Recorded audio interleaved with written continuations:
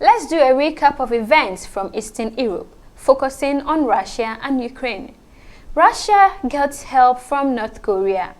Russia enlisted 12,000 North Korean soldiers, including special forces, to fight in its war against Ukraine, marking a historic and controversial move. This was the first time in over 100 years that foreign troops had been invited into Russia. The deployment came as Moscow faced severe manpower losses, reportedly losing around 1,000 soldiers daily. North Korean troops were trained at Russian bases near the North Korean border, with plans to integrate them into combat brigades fighting against Ukraine. This move followed a meeting between Vladimir Putin and Kim Jong-un, where both sides agreed to deepen military ties.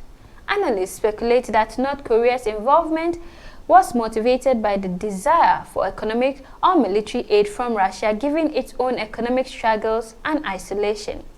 While the decision signaled desperation for Russia, it also raised concerns globally about the growing military alliance between Russia and North Korea, particularly from the US and South Korea.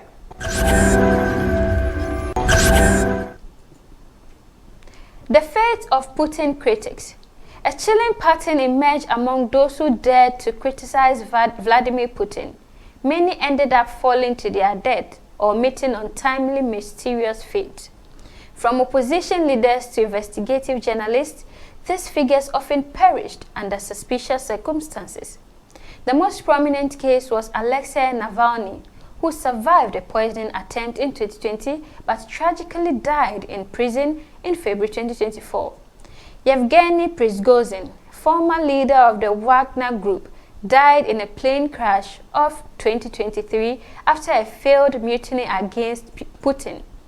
Other cases included financier Dan Rapoport, who was found dead in Washington, D.C. under questionable circumstances, and Pyotr Kucherenko, a Russian official who died suddenly after criticizing the invasion of Ukraine. This death, often ruled as accidents or illnesses, served as a grim reminder of the risks faced by those who challenge Putin's regime. The world watched as small voices were silenced, leaving many to wonder who would be next.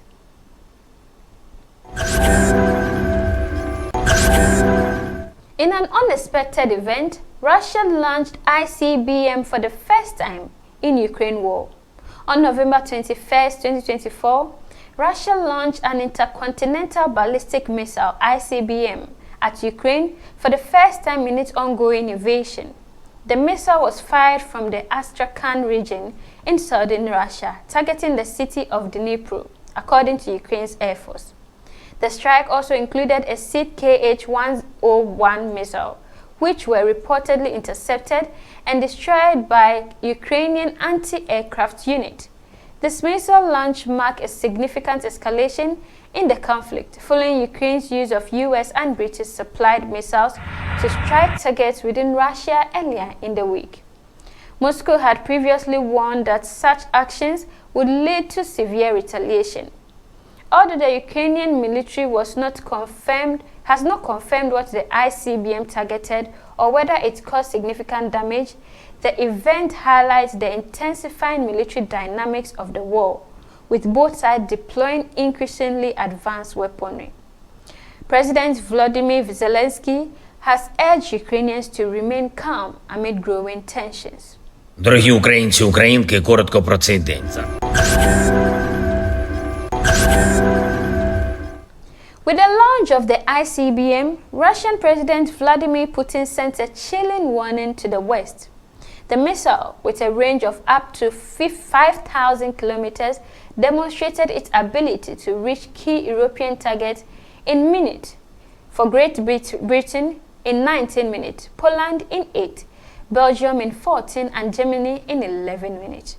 This missile's hypersonic speed dramatically reduces flight time, heightening its potential for surprise attacks. Although the ICBM was armed with a conventional warhead, it can carry a nuclear payload of up to 150 kilotons, with multiple warheads capable of targeting separate locations. The missile's advanced capabilities leave current defense systems unable to counter such attacks.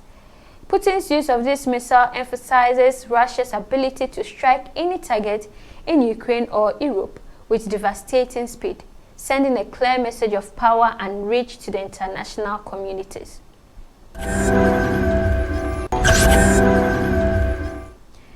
Now, Kremlin plans to rule the world. A leak forecast from Moscow revealed Russia's dramatic vision for the global military-political landscape, suggesting plans to end Ukraine's independence by 2045. The Russian Defense Ministry strategy obtained by Kiev Post proposes dividing Ukraine into three parts, annexing fully and partially occupied regions into Russia, creating a pro-Russian state around Kiev, and leaving Western territories in dispute, with their future to be negotiated with neighboring countries like Poland, Hungary, and Romania. The document also outlines Russia's referred global scenarios, the rise of a multipolar world or regional chaos, which would weaken the global order and favor Moscow's expansion.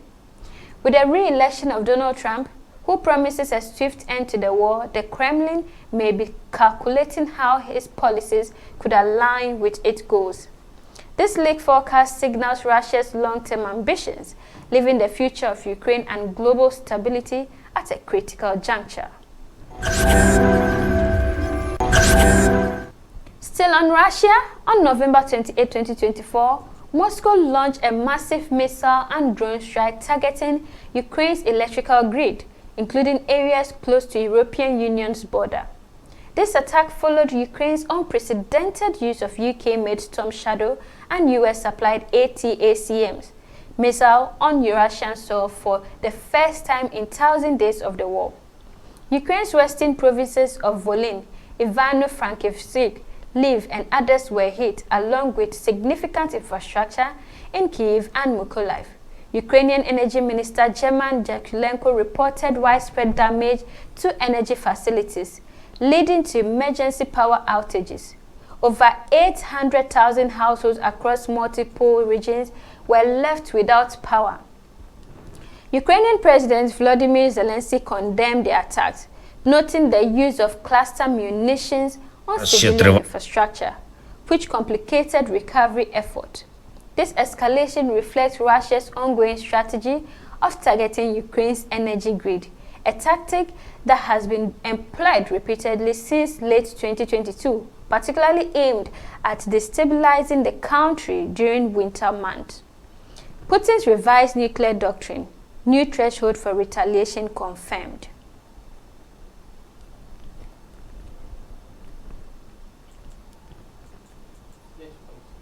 On November 28, 2024, Russian President Vladimir Putin signed a revised military doctrine that lowers Russia's threshold for nuclear retaliation.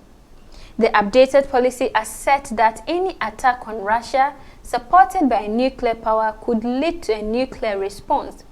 This announcement came on the 1,000th day of the Russia ongoing war with Ukraine, following US President Joe Biden's approval of long-range missiles for Ukraine to strike targets within Russian territory. The doctrine also allows for potential nuclear retaliation against conventional attacks by any nation supporting a nuclear power, although it does not explicitly state that Russia will deploy nuclear weapons.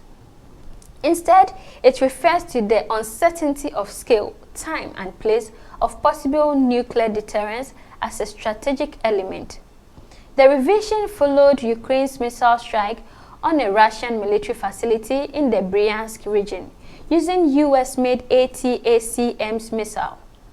Russia claimed that air defenses shot down 5 missiles, damaging an ammunition depot.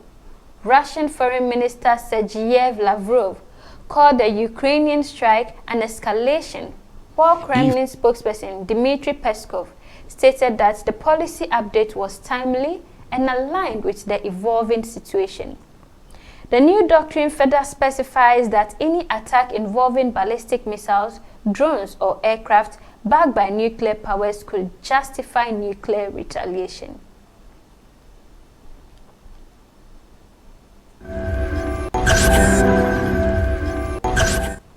Is North Korea helping Russia with missiles? New satellite imagery and research from US-based think tank revealed that North Korea is expanding a key weapon plant used by Russia in its ongoing war against Ukraine. The facility, located in Hamhung of the Ryong-song Machine Complex, produces KN-32 missiles, which Ukrainian officials confirmed have been used by Russian forces in their assault on Ukraine. North Korea leader Kim Jong-un has frequently visited the plant, which has been praised for mass-producing tactical missiles.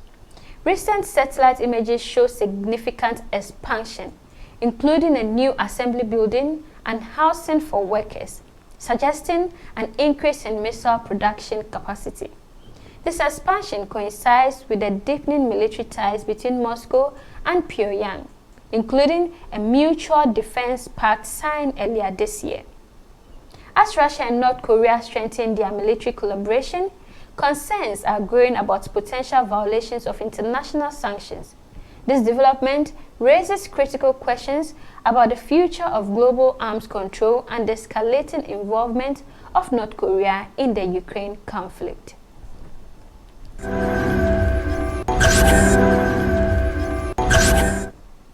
And to wrap it all up is Trump's peace plan. US President-elect Donald Trump proposes a peace plan to resolve the ongoing Russia-Ukraine conflict, promising to end the war quickly upon taking office. The Kellogg Plan, devised by Trump's envoy Keith Kellogg, aims to balance pressure and incentives on both Russia and Ukraine. Key points of the plan include ending Russia's political isolation, a ceasefire, and peace negotiations. Russia would receive incentives like delayed NATO membership for Ukraine, retention of occupied territories, and sanctions relief, while Ukraine would gain military support and economic aid. However, Ukraine would be pressured to engage in talks with Moscow, yielding significant territories like Donbas and Crimea and abandoning NATO aspirations. Putin has not outright rejected the plan, but has signaled that any agreement must involve major Ukrainian concessions. Critics argue the plan is heavily skewed in Russia's favor, potentially compromising Ukraine's sovereignty. Time will reveal whether this plan can bring peace or escalate the conflict. Let us know your thoughts about this in the comment section, and remember to like, share and subscribe to the News God for more intriguing global stories.